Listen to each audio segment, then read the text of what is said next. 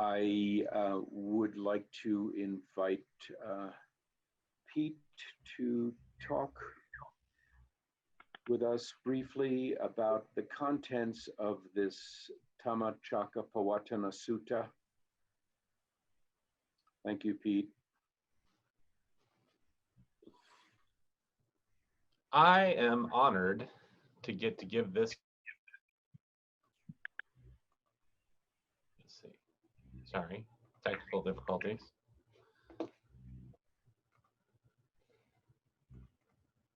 I am honored to give this talk today.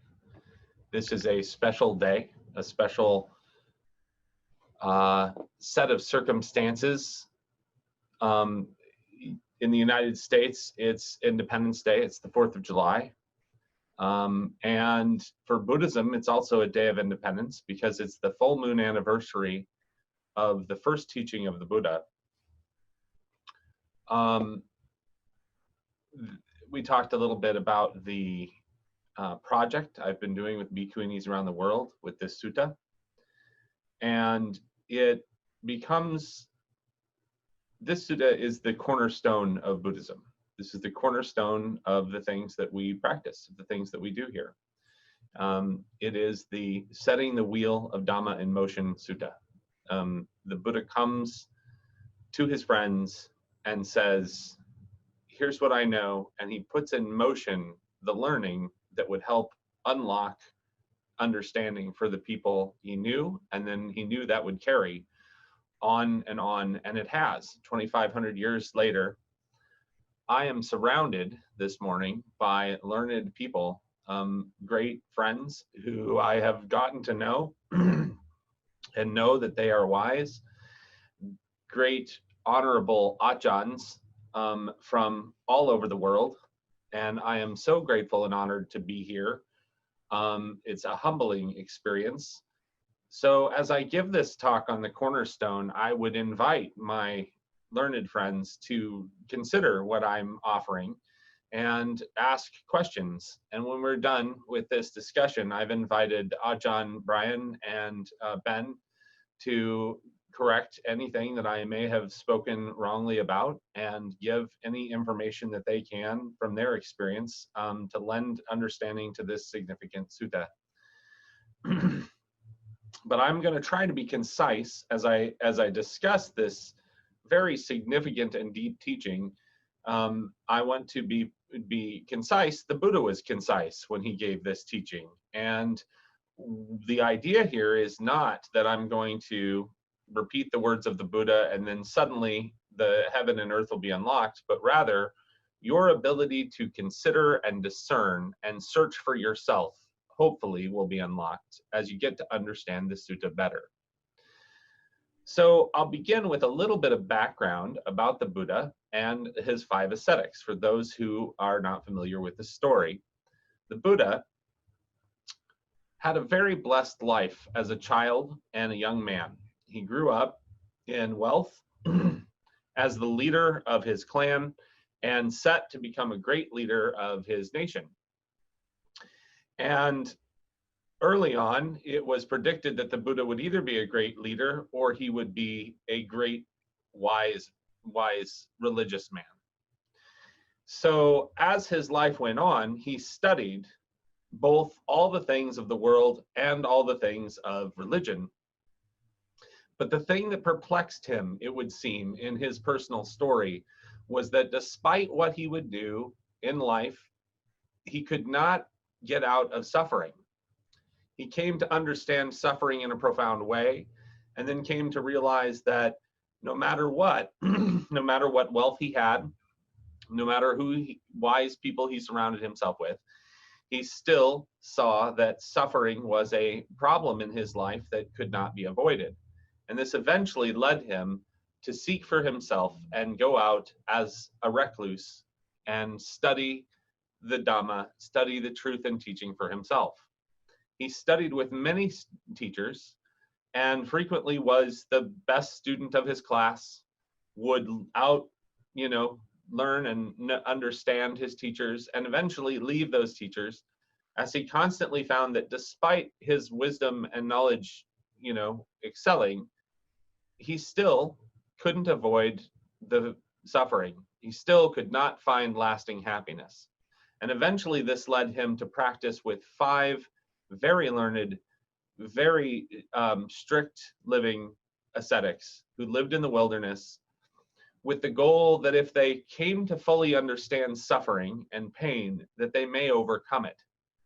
And he practiced this very hard life for some time and almost died in the process, came near death.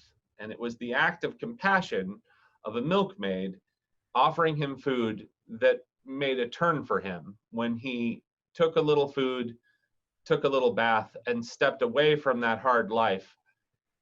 And his 5 friends saw him and said, "You have clearly lost the path." They were worried and they sent him away.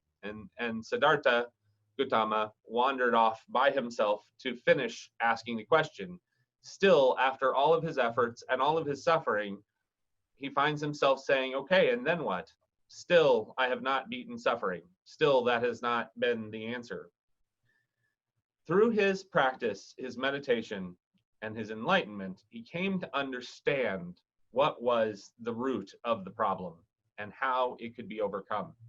And he returned to his friends, the 5 ascetics. When they first saw him, they were struck. Oh, here comes, Gautama. And they were not sure that he had found the way. But the sutta says that they saw him and he seemed so radiant and so happy and so well that they asked him to teach them what was the difference, what was the thing that made the difference for him. So he sat down and he delivered this short discourse. And meeting again with his friends, he approached the topic from the very place where they started. He said, living this way, this ascetic life that is torturous, that is not the answer. But of course, neither is living a life of, luxury and just craving and chasing the things that you want. Neither of those 2 things work. Neither of those 2 things have the potential to alleviate your suffering. None of those 2 things can make you free. So he recommended the middle way. He said, I've been living my life in this middle way, and this middle way has helped me to gain wisdom and insight that I didn't have before. So he sat down to explain to these 5 ascetics, and he laid out the 4 noble truths. He lays out what the problem is, how the problem comes about, that the problem can be solved, and how we go about solving the problem. So first he lays out that the problem of suffering is first and foremost the thing that affects all people all over. The human condition is that we suffer. We suffer because we don't get the things we want in life. We suffer because we get things that we don't want in life. And we suffer even when we get what we want because we can't hold on to that. So the fundamental truth is, the fundamental thing that all humans have in common is that we suffer. But it is not that we suffer that is the problem. That's not the root of the problem. The root of the problem is that we suffer because we want things to be different. And we want things to be different because we don't understand the truth.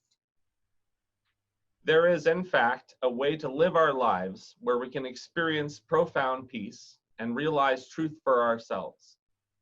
And that way, he lays out in the 4th noble truth, the truth of the Eightfold Path. So the Buddha lays out and he says, if you notice that suffering is the condition, and you notice that that can be changed, then you can set about in your life doing things that will help you to see this clearly and understand it and live differently. And he says when he did this, vision arose, insight arose, discernment arose, knowledge arose, illumination arose within him in regards to things that he had never heard before. living his life in a skilled way, ended his suffering. And it can help us gain insight and wisdom as well. So the Four Noble Truths laid out, the path laid out, and yet those things in and of themselves are not the thing that makes the Buddha different.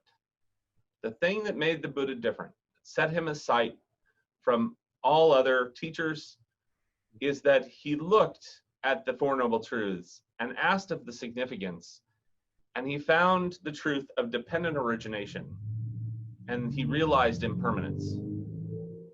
So what does that mean? Well, it means that he recognized that not one thing in this universe, not one thing exists independently of itself. Light falls on your eye, it's intact, you see that, and the corresponding conjunction makes place. That's how vision arises. And this is true for all of the things that we experience, both in the world of form, as well as the mental world that we live in. If you look, even your very thoughts, they arise, they stick around for a while, and they pass away. So everything that happens to us is conditioned, more than one thing coming together. And as those conditions come together, a series of things arise together, but they can't stick around. They're always impermanent. They're always changing. So if you're angry right now, you won't be in a while.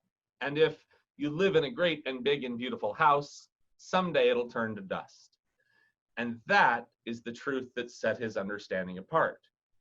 He goes about teaching the Eightfold Path and says, this is a way to live your life where if you live your life, you will see those things clearly. And as you see those things clearly, you gain understanding and your suffering will abate. So I'm sitting around a campfire with my son last week. And this is my son, Brian, who I've been kind of estranged from. He's 19. He's started to seek the world in his own way, and he's not had a lot of time to come and catch up with Dad in making his life busy. And left with just a few moments to try to teach this idea to my son, I said, see the campfire? The campfire comes together because wood, air, heat have all come together in that place. And for now, it's a beautiful and warm fire, but it certainly will change and turn to ashes. And that is the truth. If we think that nothing will ever change because we enjoy this warm campfire, then we will suffer because the campfire will burn out, we will be cold, there will be changes. So knowing that things change, you don't have to cling to the fire and say, this is the only fire that will ever be. Nor do you have to cling to the idea of warmth for that matter. You can cling to the idea that things will change, that you will be there, you will experience them, and that that's the nature of things. Seeing that clearly in your life makes all the difference. It makes all the difference when you're seeing and you get frustrated because you see something you don't like, an opinion another person had on Facebook. It changes. It's gonna change. It all has to change. That is the fundamental thing that the Buddha saw. One of his teachers and one of the 5 ascetics heard him explain this. Kundana heard him and he repeated that back. He said, everything that is of the nature to arise is of the nature to pass away. And the Buddha looked at Kundanya and said, Kundanya gets it. Kundanya understands. And in that moment, he became the first member of the Sangha because his wisdom had come along. And there's another lesson in that for us. And that is, this is a thing to be comprehended. As you comprehend it, it will change for you. But you too can comprehend it. In the Buddha's very first sermon, he said, this is true. You can learn and live your life differently. And it is entirely up to you to see it. And by doing that, he set forward the wheel of the Dhamma. He didn't say, here's all the answers. I'm going to give you all the answers. If you have this secret sauce or this technique, it's going to make all the difference. He said, if you live your life and you do these things, then you're going to find that there is a path to understanding things differently, to understanding change, to understanding how things depend on each other, to understanding the nature of your suffering, and to letting go of that suffering. That is why we come here. We come together as a group to look at those things clearly, and it is an ongoing process. It's taking steps in the path. But I'm here to tell you that I am a householder who has gone forth to the Buddha for life. I take refuge in the Buddha. I have seen this myself firsthand. I've seen firsthand that as living my life this way, my suffering has started to abate. I've started to understand things differently, and I get things differently than I ever did before. So that is my householder view of this beautiful sutta, where the Buddha lays out the instructions that yes, in fact, suffering exists and it's a problem, but it could not exist. And part of how that doesn't exist is by adopting this lifestyle and making it part of who you are and what you do. So wherever you are, whoever you are, make this as best a part of your life. I recommend it. So does the Buddha. Do what you can to make your life a better place by coming to understand the nature of your suffering and watch it pass away. That's my two. Thank you, Peter. Beautifully done to summarize this powerful sutta. Don Brian, some comments from you?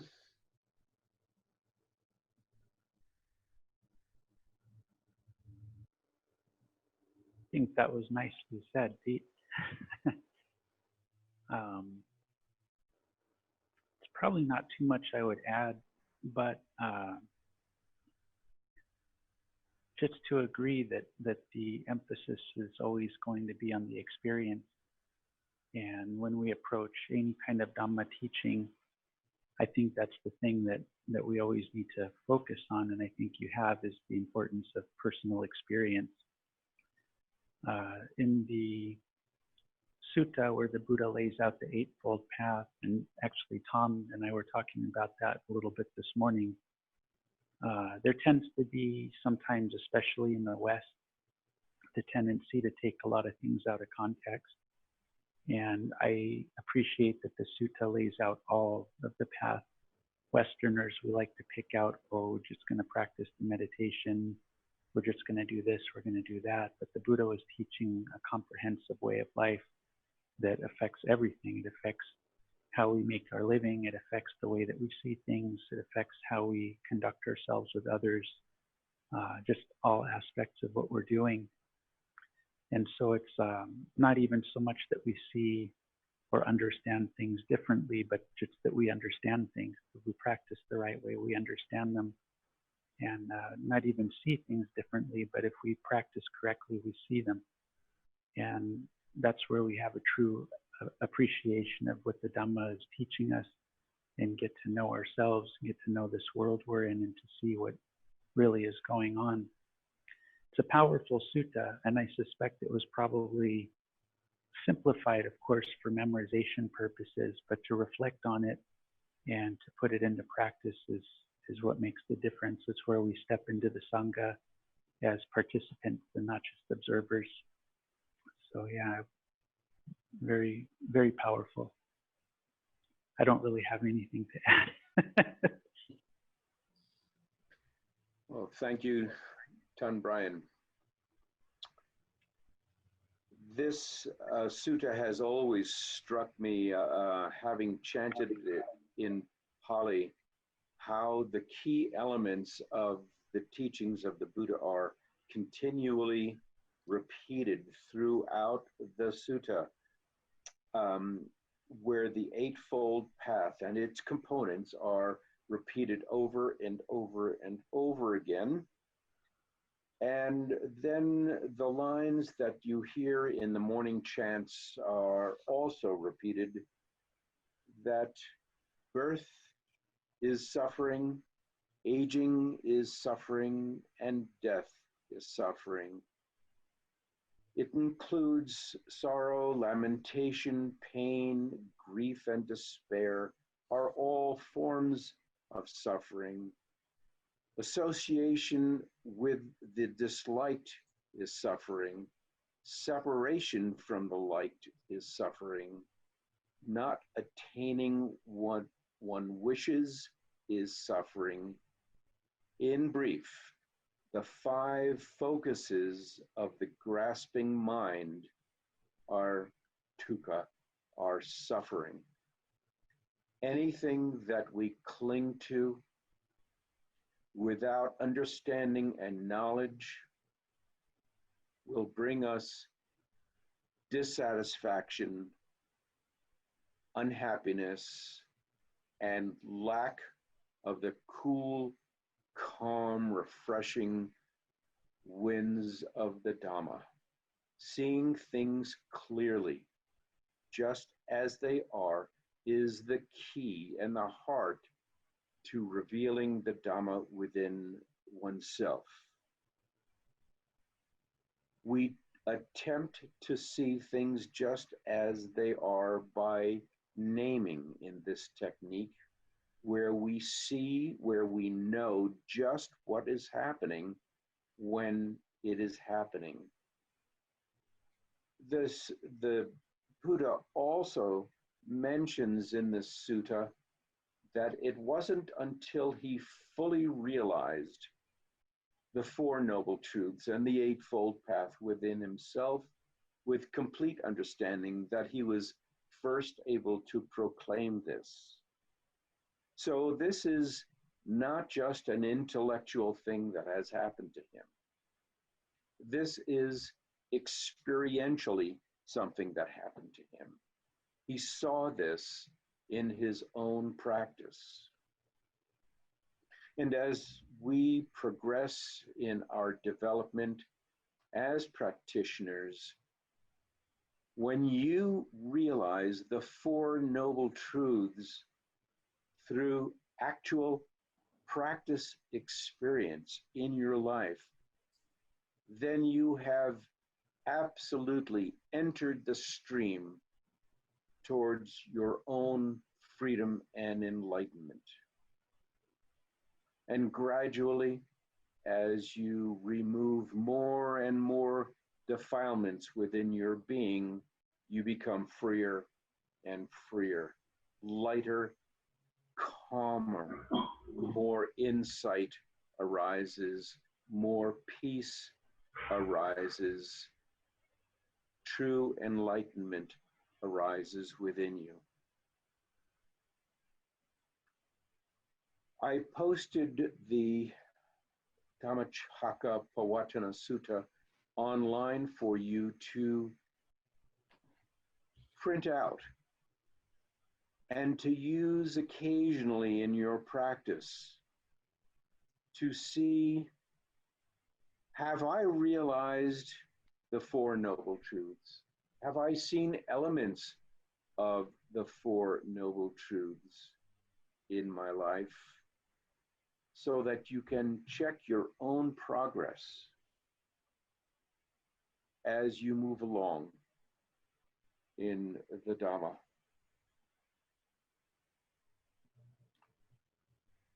With that note, we've run a little bit late today, and it's unavoidable. The sutta is just so loaded with meaning. Questions, comments? I think it's important to note as part of this that when you look at this, it really is the tip of the iceberg. This is a really tough topic to give a talk on, because you could give a talk on each and every one of the steps of the Eightfold Path. Any word in this sutta deserves a little development. And so it's tough, because I could give a talk about the conditions that came together that made the Buddha kind of find this way.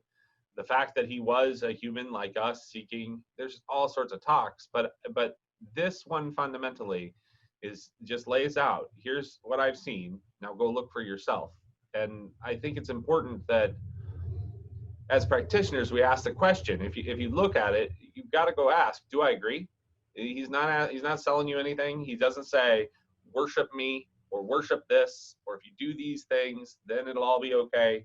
He says, go look for yourself and ask, do you agree with me on this? Is it really true that suffering is a problem? Is it really true it's because we cling to what we want? And so I'd like to add that little bit, but I think it's important when we say go look for yourself, when you see, it means ask the question. So I think I would be open. I know we are running late, and I'd be open to anybody who wants to talk about this more anytime. But this, I think, is the key, is that ask the questions. If you've got questions, confront them. Because maybe, if you don't look at this as though the Buddha could be wrong, then you'll never know for yourself. So ask, is he wrong? And in this case, the 5 ascetics sitting there were people who thought he was wrong, and then they're like, oh, I see. I have something that I have been, I've been practicing this sutta, meditating on it. I've read it many times. I've seen chants. I've gone to YouTube and watched the chants and such. And the Buddha teaches us that there's a cause for our suffering. You suffer because there's a cause. And there's a way to, if you can understand what the cause is, then you can go and eliminate the cause. But the thing that I have been meditating on quite a bit lately is the root cause. Is there a root cause? And I may be wrong. I may be way off base. But I have come to understand that the root cause is desire. It's our desires. Everybody has desires. Every sentient being has desires. You can't get from here to there unless you have a desire. We can go through, I was talking about this the other day, sort of like a timeline as to how karma or kama is generated, and the whole step, the whole process, and then how the karma comes back to you eventually. And I've kind of come to a conclusion, there's no bad karma, there's no good karma, there's karma. It's all how it's perceived by the person who receives the karma, or receives the action, or interprets the action, causes them to suffer. But nonetheless, the root, I think, is desire, our desires. And even you may have a desire to do good things. For example, you want to practice your meditation. You want to practice your Buddhism, and you have a desire to do that. But even that doesn't always lead to our happiness, because we'll get frustrated that our practice isn't going so well. Some days I have what I think, and I don't have the goal to have a good practice, but some days my practice is really there, it feels like. And then some days it's not there. But I always start with the desire to start the practice. And so anyways, if there is a root, that's what I see as the root, is desire.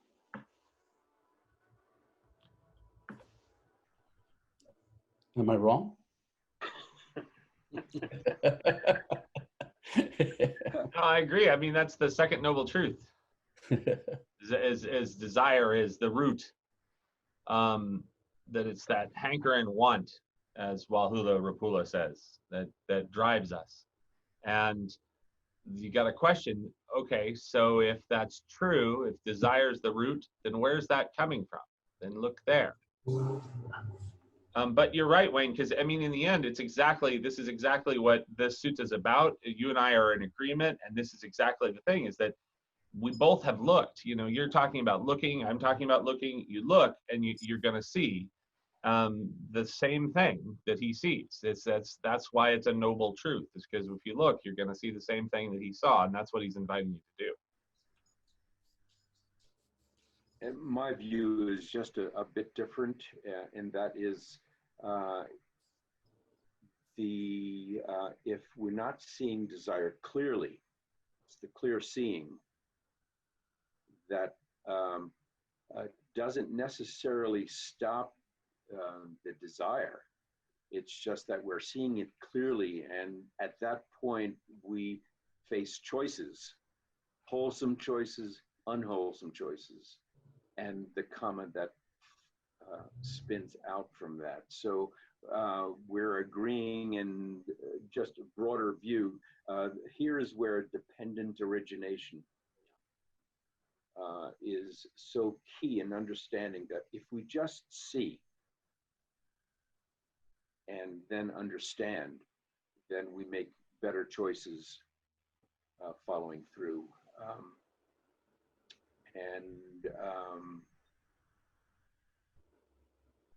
It's for us to become another Kodanya. We understand. As seeing it, see it, and you look at it, as Ben's saying, you got to go see it. Wayne's saying you see the desire, and you become conscious that everything has the nature to arise, and everything has the nature to pass away. That's what Kundanya said, including the desire, including your ability to watch it. Mm-hmm. Mm-hmm. Therefore, the very simple and straightforward and very profound teaching of Lumpur Chali, just note it, right there. Mm-hmm.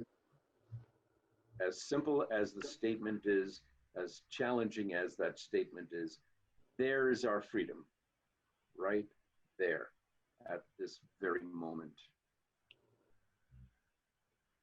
This is Tom, and I have a question that can be sort of left to chew on and come back to in another conversation if our time doesn't allow. But coming at this with a sort of beginner's mind, I've noticed how many times, and this goes back to the conversation that Tom Bryan and I were having this morning, that every time I think I understand the Buddha's teachings, I realize that I'm projecting my own ideas into those teachings and my own assumptions and expectations, and that there has to be a, I guess what I'd really do is reverse Pete's question, which is, was the Buddha wrong, to, are we wrong? Or, and when I say we as a community that has handed down this tradition, and or am I wrong?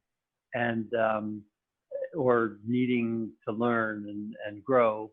And in particular, I was wondering as I was listening to this, that the Buddha taught by skillful means, and when I was thinking of the context of the Buddha's teaching, he was speaking to people he had spent a great deal of time with, practicing extreme asceticism to the point of death. He had spent a great deal of time with these people. His first question was, how can I possibly communicate? And that was even a temptation that he had, that this can't be communicated, this experience that I had. It can only be experienced. And so there's no way for me to teach this. And so if he used skillful means, then one way of looking at the Four Noble Truths was his way of skillfully teaching it to a very particular group of people, and that is not necessarily the universal teaching for every situation, or that we have to be careful, I guess, to make it into a formula, that in order for it to be alive, it has to be adapted to different situations, and different teachings are going to be appropriate for different situations. Just as in the talk, Pete talked about dependent origination. You can look at it in terms of impermanence. You can look at it in terms of anatman. And it's just, I guess I've started to wonder, do we as a tradition sort of occupy that idea of the Four Noble Truths? And what are we possibly missing? So that's kind of an open-ended question, but that's what I was thinking as I was listening to this.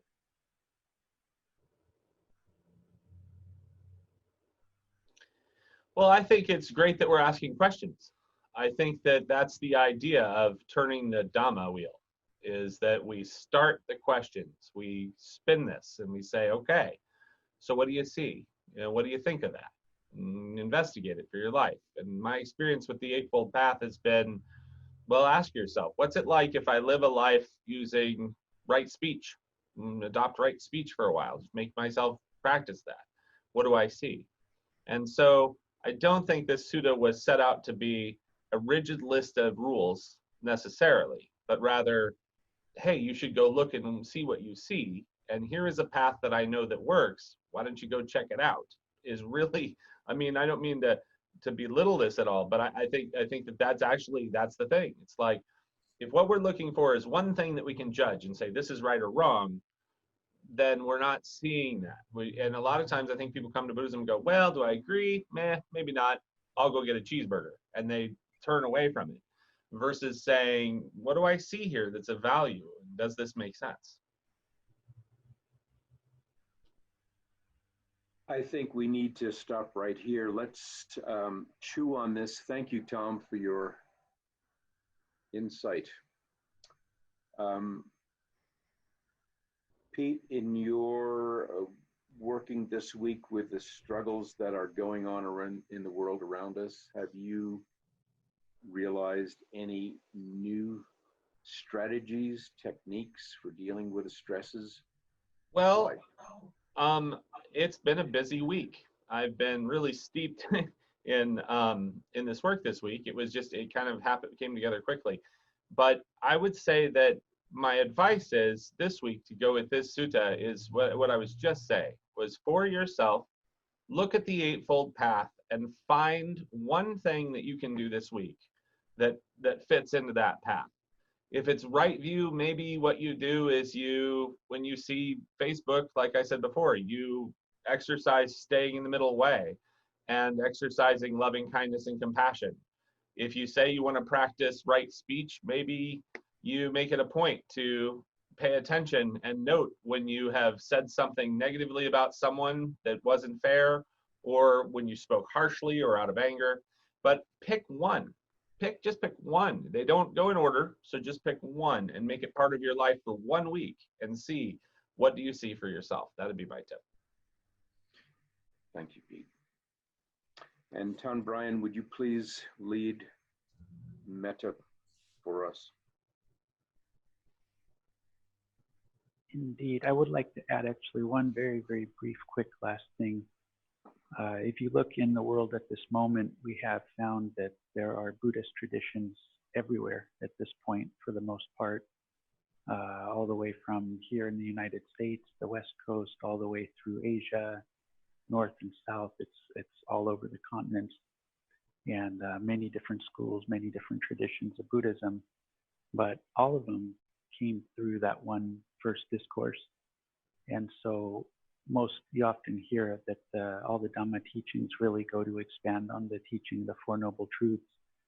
So it's something we can reflect on too if we decide today or any time to come back to the Dhammacakka, is that every monk, every teaching that you know from today came from that. Ultimately, is like a seed that came into this world. So it's a very special sutta, and I do want to encourage everybody to take the time to read it and practice with it. So on to metta. May we abide in well-being, in freedom from affliction, in freedom from hostility, in freedom from ill will, in freedom from anxiety, and may we maintain well-being in ourselves. May everyone abide in well-being, in freedom from hostility, in freedom from ill will, in freedom from anxiety, and may they maintain well-being in themselves. May all beings be released from all suffering, and may they not be parted from the good fortune they have attained. When they act upon intention, all beings are the owners of their actions and inherit its result. Their future is born from such action, companion to such action, and its results will be their homes. all actions with intentions, be they skillful or harmful. Of such acts they will be the heirs.